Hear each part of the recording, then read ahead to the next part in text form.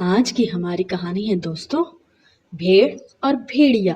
ایک دفعہ کا ذکر ہے، بھیڑوں کا ایک گلہ جنگل کے نزدیک چراگاہ میں چر رہا تھا۔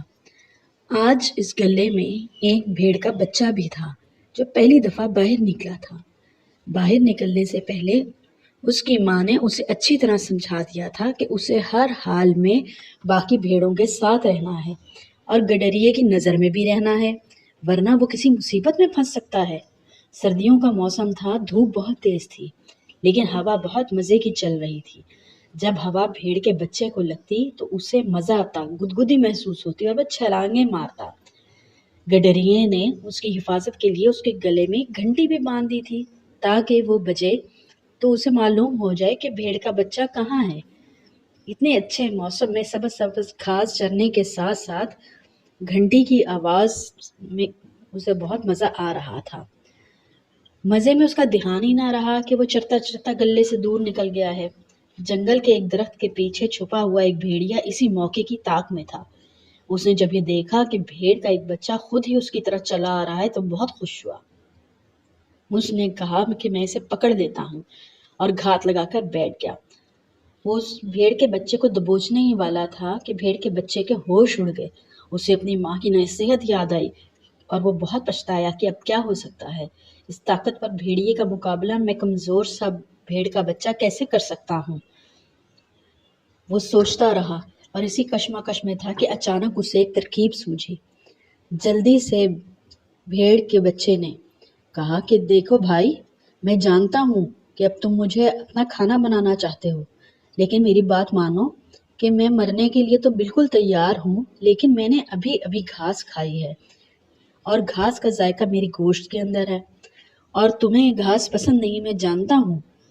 تو اگر تم تھوڑا ٹائم دو تو یہ گھاس ہضم ہو جائے گی اور پھر میرا گوشت دوبارہ لذیذ ہو جائے گا۔ کیا تم تھوڑا انتظار کر سکتے ہو؟ اس کی بات سن کر بھیڑیا تھوڑا حیران ہوا اور بولا، اچھا چلو میں انتظار کر لوں گا، اور اس کی بات مان لی۔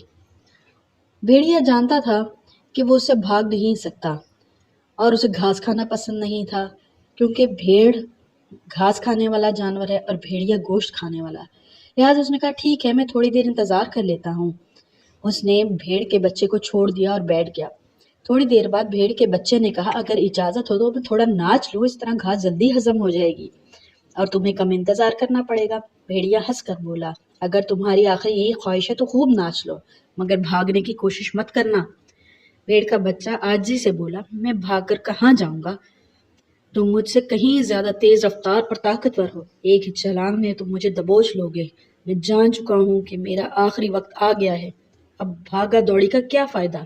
تم بس ایک کام کرو، میرے گلے میں سے ایک گھنٹی اتار لو اور اسے بجاتے رہو، اسے زور زور سے بجاؤ، جتنی زور سے بجاؤ گے میں اتنی زور سے ناچوں گا اور کھانا جلدی ہضم ہو جائے گا۔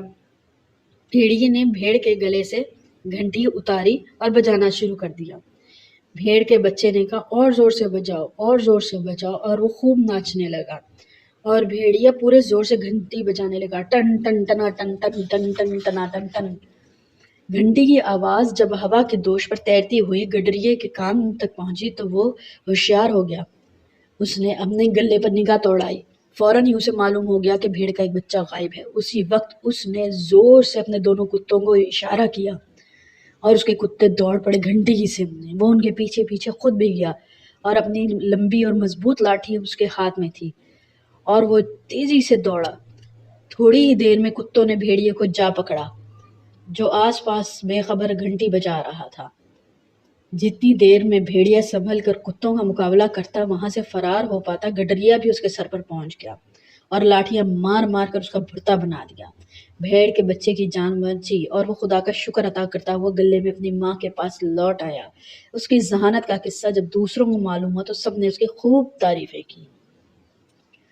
تو دوستوں، ہمیں اس کہانی سے کیا سبق ملتا ہے کہ انسان اگر کمزور ہو لیکن وہ اپنی عقل اور ذہانت سے کام لے تو کسی بھی طاقتور کا مقابلہ آسانی سے کر سکتا ہے۔